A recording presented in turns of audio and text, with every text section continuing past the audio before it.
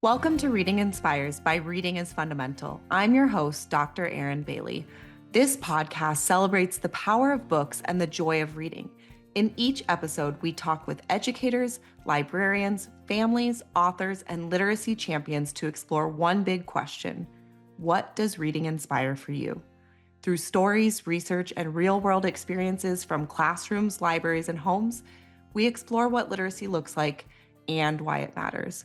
Whether you're nurturing young readers, shaping learning spaces, or simply love a good book, we're glad you're here. Be sure to subscribe to get the latest episode. Let's get inspired.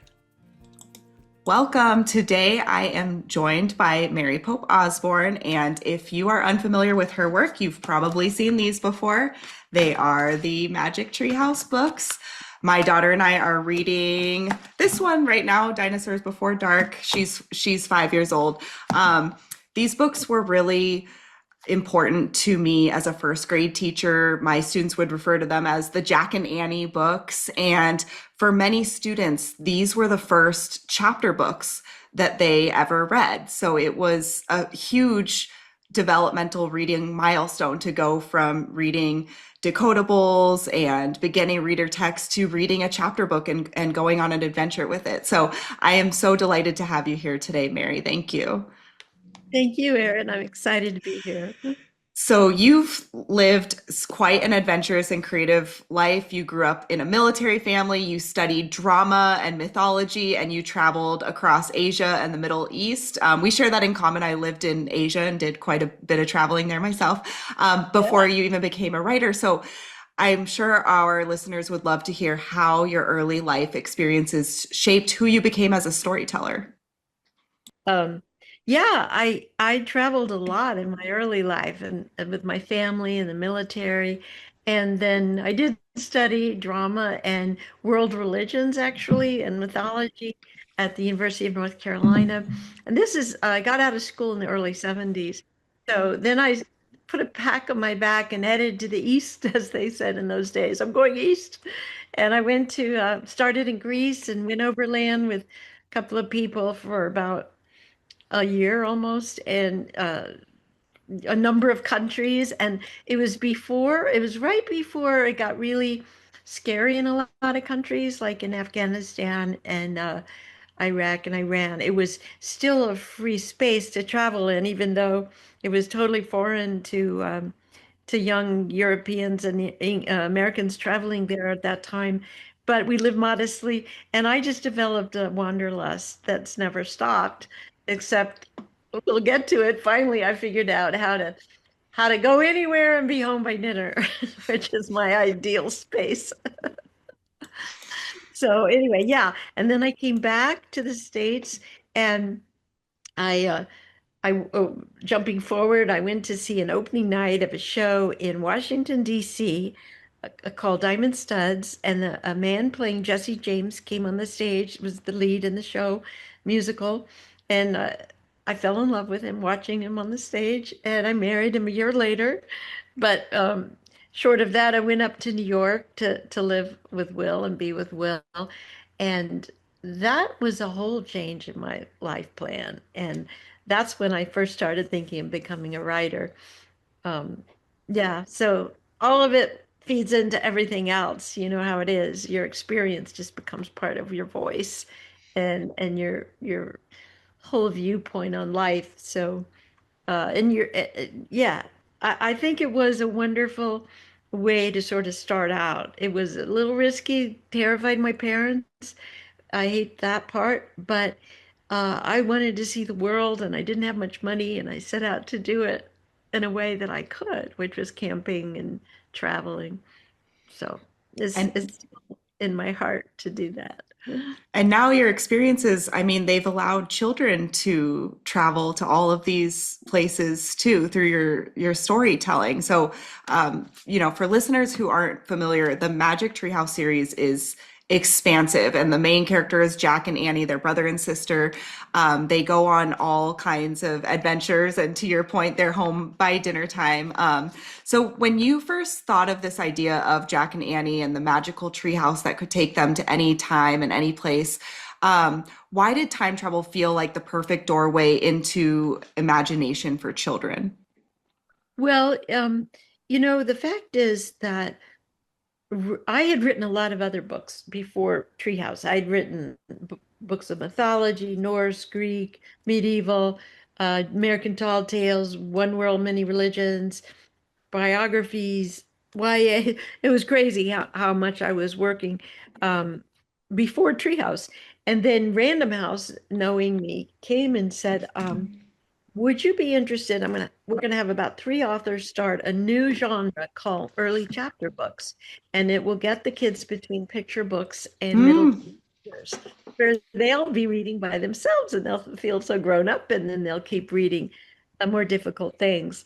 So I was one of the people they asked. Barbara Parks and Junie B. Jones was the other, and then Louis Sacker, he did the Marvin Red Post series. So they started with the three of us, and I wanted to do something that would be different each time. So because of my varied interests, so I decided to do time travel, but it didn't come easily with the treehouse. I spent almost a year spinning my wheels. I had a magic museum, a magic artist Mm. studio, magic basement, magic whistles, whole drafts of books that didn't ever become anything other than a stepping stone. And then one day in the woods of Pennsylvania with my husband, we saw an old tree house that had been falling down. We had a little cabin in this area, and we started saying, well, what about a tree house that could take you to different times in space? And when it lands, it's sort of hidden away, and the kids can go up a rope ladder, and the tree house will be filled with books. So I sort of brought into my treehouse world everything I cared about: childhood play, the outdoors, books, and a brother and a sister. Because I have a twin brother and I have a brother a year and a half younger. And we were all just a trio that did everything together, moved everywhere to new places together. So we were always each other's best friends, always playing outside and games of imagination and make believe. So all the things I loved came together, which was travel, going to these other places, reading, the magic of books, and the magic of play and adventure. That's beautiful. When you share your life story, it's like it's literary in and of itself. I mean, the way that you met your husband was so beautiful and romantic, and then you came across a tree house. It's so whimsical. I love it. Um, so one of the things that brought you to Reading is Fundamental is your Classroom Adventures program and Gift of Books initiative. You've been able to put more than 1.2 million books in the hands of children in underserved communities. So, and that's something that we do at Reading is Fundamental. That's why we came together. What inspired you to create the program, and why was it important for you to give back to teachers and young readers?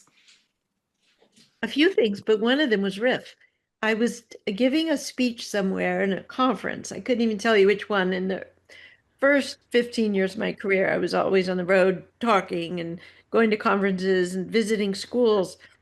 And a Riff spokesperson was on the dais and giving a speech about their mission. And I was so moved by that. By that time, I had gone to hundreds of schools around the country, and I saw a disparity in the libraries and what the kids had access to. I mean, it's probably no surprise, but I saw it firsthand. And I saw that I could arrive at some places and nobody would know what I did and not hardly care. And then I'd arrive at other places and there'd be hoopla and there'd be posters and there'd be everything going on that was so exciting that teachers were doing. So two things. The other thing was that I had been communicating with teachers for 10 or 15 years. Teachers are responsible for Magic Treehouse in the beginning. They shared it. It was like they gave it to other people. They got it whether on Scholastic Book Club or at the store, but they started talking about it and inviting me to schools and inviting me to speak. So teachers became my center of how. Now I had not had courses in education or even in writing, tell you the truth. Everything was self-taught. But when this happened to me, it's like I got a vocation. It was the message was that these little books were getting kids over the threshold to reading, that Mhm. they were pulling them in.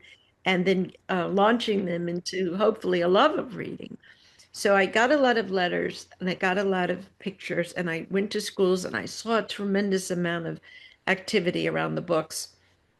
And then when the 20th anniversary came up, I decided I wanted to give books to schools that had no access to Magic Treehouse. So I set up a program where I could do that in partnership with a group that could deliver the books, and I would uh, pay for the books, but I would get them at uh, they'd come from a place where I knew they'd be delivered and I could count on it. So I started this a program with you could say a grant program where a teacher of a Title I school, it has to be an underserved area because otherwise the publisher wouldn't want me giving away all my books. They didn't have a problem with that. So had to be sure the kids probably couldn't get books by themselves otherwise. So started giving away the books. And then we had a wonderful person who helps me do everything, Cindy Mill. She set up with me a classroom adventures program where teachers could give lesson plans for all the books, and they could do a curriculum key so that teachers could say, oh, this will go with my social studies, this goes with my science, this goes with my whatever the subject and matter of the book is. And that it also had reading levels and teachers writing in with their own projects to stimulate the imagination of other teachers. So that's just been an enormous part of my life in the last uh, 15, I think, what is it now? 15 years. And then we also started writing musicals at that time. My husband and two other people, all of them in the arts, a writer, playwright, a composer, and my husband, a playwright and composer. And they have written 9 Magic Treehouse musicals. So we would combine our forces and do a musical in Chicago, say that they would pipe into all the public schools for second grade, and then every child would get a book in the public schools based on what the musical was on. So if it was on Louis Armstrong or William Shakespeare, and we did it with Jackie Robinson in Orlando, and all the kids who saw the musical got the books. And we did it in New Orleans. I wrote a book on Louis Armstrong, and we had a musical of Louis Armstrong. Anyway, it's been a fabulous journey with my husband. My sister was meanwhile working on the nonfiction books, the Magic Treehouse Fact Trackers, and then our best friends. We all live in Massachusetts now, in a beautiful area called the Berkshires, and it's in the western part of the state. It's the Berkshire Hills, very New Englandy, and we have a barn that we renovated and call it the Frog Creek Barn, and that's where a lot of this work takes place. So we're playing, back to the idea of play. It's all playing, and we're still having fun. I'm working on the 67th Magic Treehouse book Wow. now of the fiction, and having more fun than ever. So it's a phenomena for me because it comes out of our kitchen, basically. It comes out of our small life, and then when it reaches out into the world, it's in I think 40 languages now. It's all over the world, and I get books from all these different countries that have translated it and done their own art, and I can just see the variety and how it. I can see all the goodness Mm-hmm. basically that's out there because I get letters too that from parents and teachers and kids, and they're so positive. And I just have this, I know the world's in some turmoil, it always is, but I just get this bird's eye view of how much goodness is taking place at any moment. And when you go to a bookstore to sign and you have, you know, a lot of kids and the parents are with them because they're young, and I would love to make a videotape of the parents' faces as each child lines up to get a book signed and a picture. And the look on their faces is there's so much love and hope and trepidation. And, the child has talked about this, they get the author there, and you want so much to give back to the parents as well as the children because they've gone a lot of trouble to get there and wait in line. and they're excited about reading, which, I know scores are down. Things always sound dismal when you read about it, but I see it from another point of view. It, it's incredible how something so homegrown and, the way you were mentioning your husband and other people in your family have touched it can then branch out and reach so many Yeah. people. And I think with the parents, what's probably also incredible for them is at this point, because Magic Treehouse has been around for decades, there are many adults, parents who fell in love with reading because of Magic Treehouse. And now they get to share that with their Well, children. and also when they share it with me, like let's say I'm at a bank teller stand and she sees the name and she goes, "Oh, Magic Treehouse." Or this has happened to me at the airport with a person getting me a ticket. And sometimes people get teary-eyed. Hmm. Um, so I, I'm not being falsely modest when I say it's not me and it's not even Treehouse. It's who they were when they began to read. And that's such a touching place to be. It's so open and vulnerable. That kind of age of 5, 6, 7, 8, it's the freshest you'll ever be on the planet. What I hope is that they can go back and retrieve some of that joy that they felt when they first started reading Treehouse and first started learning and got so excited over their own abilities to translate the words into meaning. Think of it just this little code of black squiggly letters, and suddenly, there's a great passage in A Tree Grows in Brooklyn when the author Betty Smith figures out she can read and she puts together the letters for the word horse. And suddenly she hears a horse galloping. And then she sees a horse. And then she feels breathless. And she sees a mouse. The word mouse becomes a mouse, and she's transported to another world. And that's the magic. And that's why I think reading is essential.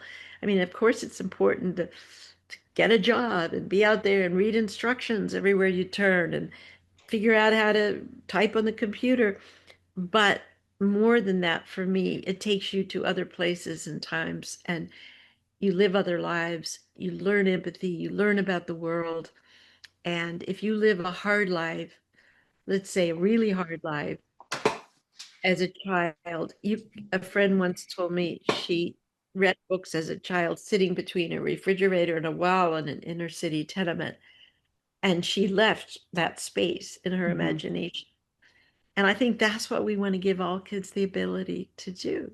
You're not confined by your boundaries or the walls of your house or the limits of the grown-ups around you. You can go other places and learn things and take the steps you have to take to get out of your um, limitations. And that's something I've enjoyed since being the host of Reading Inspires. It's called Reading Inspires. So I think you make a great point. We tend to sometimes be fixated on negative statistics and maybe overly focused on college and career readiness. The purpose of reading is for college and career readiness. But I think what you're highlighting so beautifully is that there are many important life lessons, social and emotional, building empathy, transporting yourself to a different time and place. Like it's more than just what you do from your day to day for your career. It's how you live your life. Yeah, it develops your imagination in a way that you need imagination to eventually figure out what to do with your life, what your career is. You have to conceive of something that might not be in your immediate surroundings. You have to see a vision. I mean, they often say if you have a vision of what you want to do, what you love, and then you take the steps, as remedial as they might be to get there, you will get there. And I knew as a kid, I didn't know anything about writing. I didn't know kids. I mean, kids write now. They're writing every time I go to a school. They're writing stories. They're making pictures and booklets. We didn't do that in school. It was inconceivable to a child in my childhood that you could grow up to be a writer. And but we knew imagination. we knew play, like I was saying earlier. So if I then I went into theater in my teen years just to get it all out of me. I went to the local community theater and was in every show they let me be in or work backstage. And that was imagination. And then, so what you get to do with writing is to create a world, but you're in charge of it. You're not waiting to be cast in it. If you're in theater, or you're not waiting to, you know, be called in from your play. You get to run the show and create a reality that brings you joy. And even if it's a hard reality, even if it's you know, a bitter story, you still are in the process of using real imagination. And we want to, preserve that at all costs. It's going to be harder with AI coming in because all humans can get lazy and just let something else tell the story or write the Mm. story or answer all the questions. But certainly, people who have been writers are writers. They know the difference between having something that's kind of fake and something that's real. So I'm hopeful. I have optimism that we will learn the difference between what's coming from a heart, a human heart, rather than you know, I don't know what it even is in AI, but whatever that is on the screen, there's got to be more to life than that. Yeah, absolutely. I mean, you said it best. Things that are missing from childhood: play, something that Yeah, I'm a strong proponent of, curiosity. yeah. I recently heard, and I'll repeat it for listeners, it's something that really resonated with me, that curiosity is not a characteristic, it's a skill. Oh, Um, so just think about it. It's a lot of times, like my son, he's 2.5. People often describe him as curious. He asks why all the time. It's very annoying, but we love it at the same time. But I think a lot of people would describe him as a curious kid. But I also think that all children are curious. And what you need to do is to continue to build that skill. If you think of it as a characteristic, yeah, it's something that somebody either has or doesn't have, you're less yeah. likely to build it up. Whereas if you view it as a skill, it's something you can practice every day and get better at. Oh, that's really observant, and I think you're absolutely right. Um, in fact, I think I really became much more curious as an adult because I didn't, I was pretty focused on myself growing up as kids are, and especially going into theater, and then getting out of theater and stepping a kind of by surprise one day in my university into a class on the psychology of religion, I think it was, and just listening and paying attention and getting interested, and then leaving the room and then finding a book and then trying to change my curriculum to getting into that course and getting into that course. It's like one thing builds on another, and you start to leave yourself, which is really healthy. I'm sad when I see today so much focus on the self because really you don't know who you are until you're engaged with something Mm, outside yourself. That's kind of a cliche, but if you know who you are by what you're saying in a conversation, by how you're reacting to other people's stories, by what you do in a job. I've done a lot of bad jobs when I was very young, waitressed and hat checked, and was always in motion with strangers, but that I took later into my writing. My imagination was working, even though it seemed like a dead end situation. But I would take all of that. And when I really got into writing, I remember thinking, darn, I could go to the dentist and sit in the waiting room and never be bored because I would write down who came in and what they were wearing and what was on the walls. And, I started keeping index cards in my pockets. And I lived in New York City then. And everywhere I went, I took the index cards and copied down observations. Most of them were just innocuous, but they trained my mind to look hmm for details and to have an interesting time, a curious time wherever I went. So when you decide on a career that's in the arts, everything becomes your material. I'm sure that's true for other careers too. living with an actor and a songwriter and my being a writer. It's just, everything's material. Yeah. But I think, I mean, something, again, curiosity, it's a skill. I think to your point of waiting in a doctor's office, something that became way too routine for me was to Yeah. get there and start checking my email on my phone. And you know, a few podcast episodes ago, I interviewed Jessica Jones, and she gave me this mentality of pretend it's 1990. And so I've been doing that. Like when I'm waiting in line at the bank or at a doctor's office or somewhere else where it would be natural, like, oh, I'm just going to check my email. I tell myself, pretend it's 1990. And what did you do when it was 1990 and you were in the doctor's office or wherever? You people watched. You created stories about the people that were around you, even if they were just in your mind, in your mind. And it's so refreshing to do that. I highly recommend it to anyone who's listening. Just try it the next time you're in a waiting situation. Pretend it's 1990, and see where your imagination can take you. I think that's superb. I love that idea. And I was lucky enough to spend the first 20 years of my writing without all of that, without, because I started in my early 30s, I started serious writing. And I didn't, but what I'll admit my tools changed. I could never have done Treehouse without a laptop because I can work anywhere, anytime. There's so much to change, to correct. And those years on a typewriter, and then a big, clunky computer desktop were so limiting. But what I have to remember, and I don't seem to have a problem with this, is that I rewrite and I rewrite and I rewrite. I don't just, try to make it first draft. In fact, I rewrite so much that that's probably what I do 90% of the time. I might do all my research and then I start to draft a story and then it changes a million times, and it seems simple because these books are small and you know they don't seem very deep, but it's amazing how much you have to think about simple words to describe Hmm. complicated situations.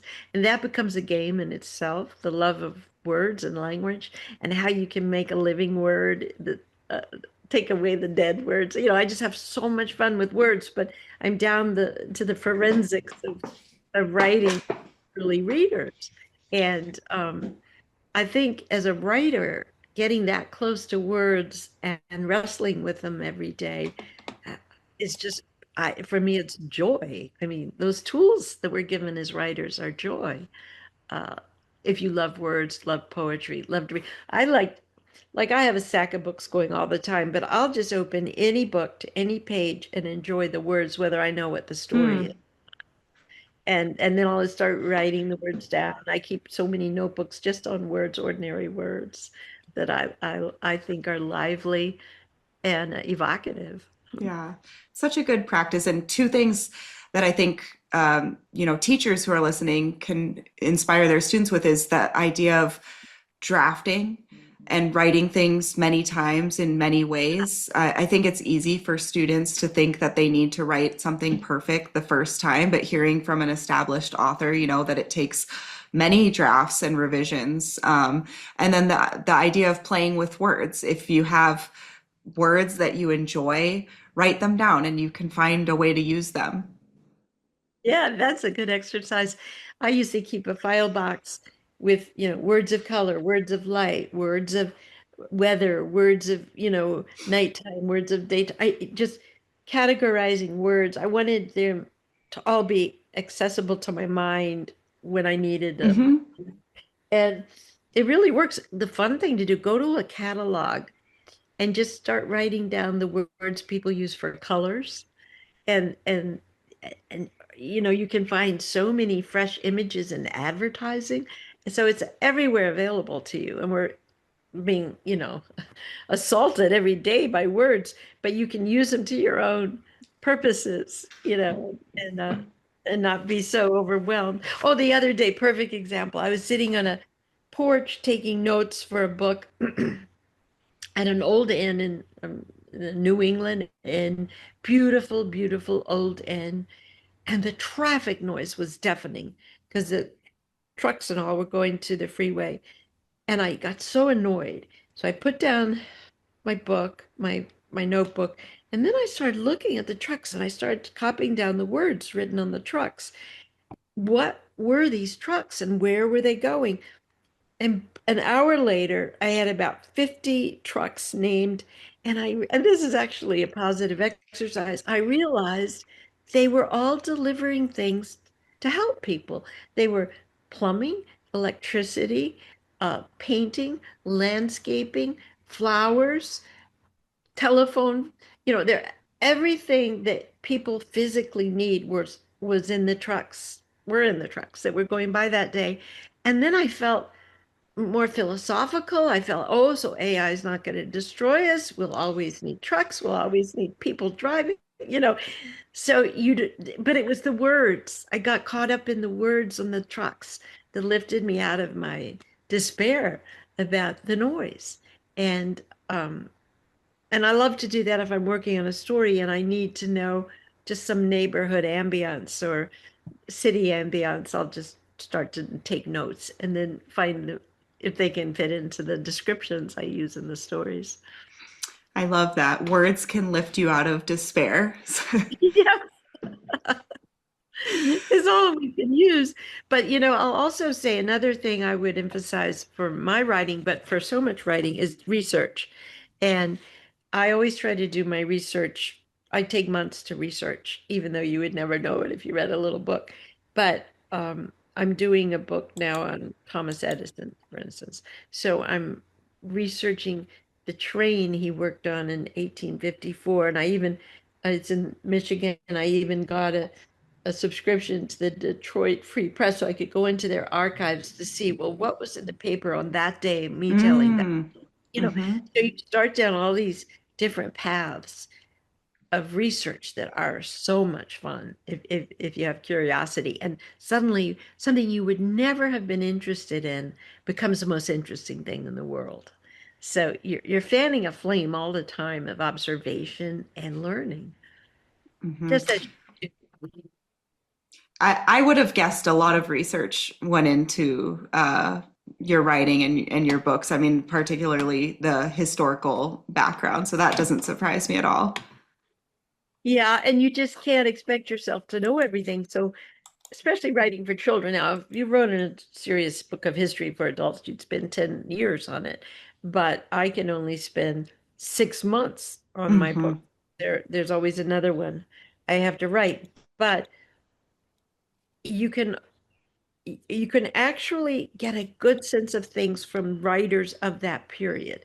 If you're looking for vocabulary, then it's a good excuse to dip back or into travel logs, or I always get a map of wherever I am talking about and locate myself, the characters in a world, and you find these amazing points of things that you can turn into a plot because you'll see obstacles in the situation, like the train in 1860 is hot and stuffy and loud, and I read that from someone who rode a train in 1860. But now that's the advantage of the internet too, is you can find a lot of historical documents where people describe things that they went through, and lift an atmosphere out of that. I also think about for the characters' perspectives of Jack and Annie. This is actually randomly something I think about quite often is since we in modern times are used to air conditioning, how Yeah. it would probably feel hotter and more uncomfortable to us than somebody who was used to that and that was a regular train ride for them. I mean, it would still feel hot and uncomfortable to them, but probably not to the degree that it would if we were time traveling. Well, 100%. And I think that's true, especially when you get to be my age. When you look back to your own past, we didn't have air conditioning in the deep south where we were stationed a few times, and just would lie there in the summer with a fan on you and keep taking showers, cold showers. I mean, it would get so humid and hot, but that's life. You can cope with those things. And I want kids to know that they can cope with more than they think they can cope with, because we're so comfortable now, most of us. And I'm I'm doing a new series called Magic Treehouse History Heroes.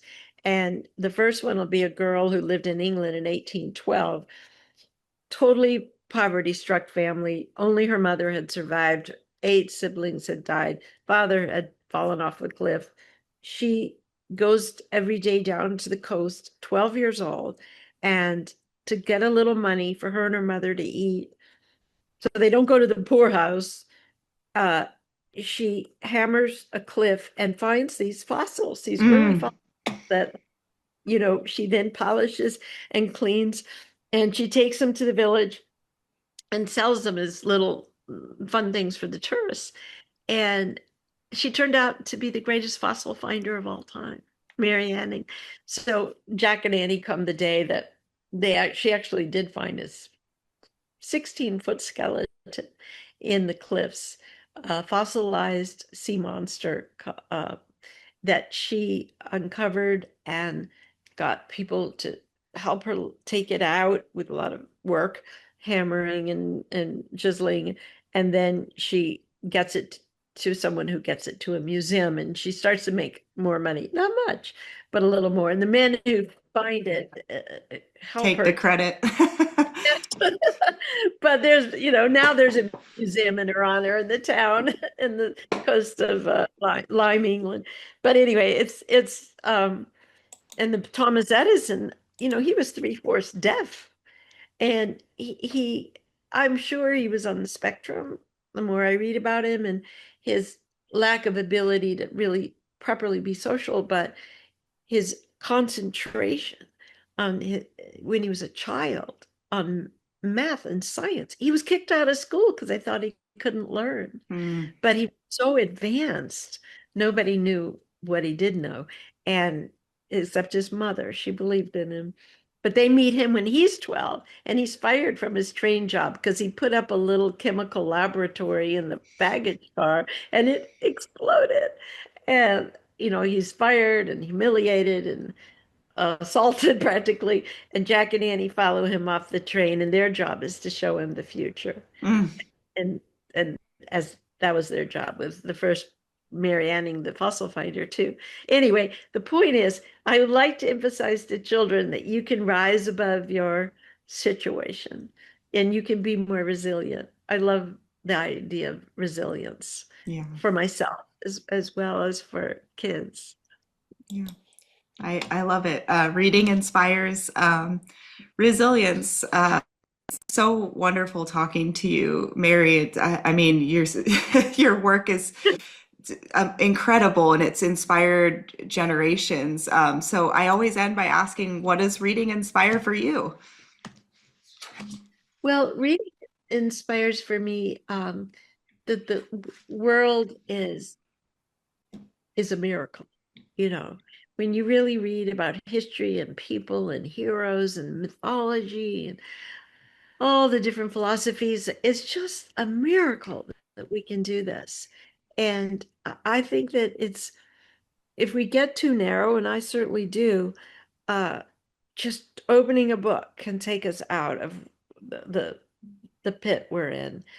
Um, Before we go, I'd like to encourage teachers to look at Magic Treehouse Classroom Adventures, and you'll see the program that's totally free of cost for teachers that gives you all the information you need, even life lessons, um, with all the books and uh, what we're trying to say about the joy of reading and learning and history, and just open things up considerably to having fun, and yet, you know, just Yeah. learning for fun. I mean, that's the whole message, I think. Yeah, learning should be fun and it should be fun to learn, right? I will also link that website below so that anyone can click on it and have access to it and all the Oh, thank resources. you. Yes. Great. Thank Well, it's been great talking to you. I like Yeah, your enthusiasm and I think we're on the same wavelength about all of these things. absolutely. Thank you, Mary. Thank you. Thank you for listening to Reading Inspires by Reading is Fundamental. I hope today's conversation sparked new ideas, meaningful connections, and a renewed love of reading. If you enjoyed this episode, be sure to subscribe, share it with a fellow literacy champion, and join us next time as we continue exploring what reading inspires.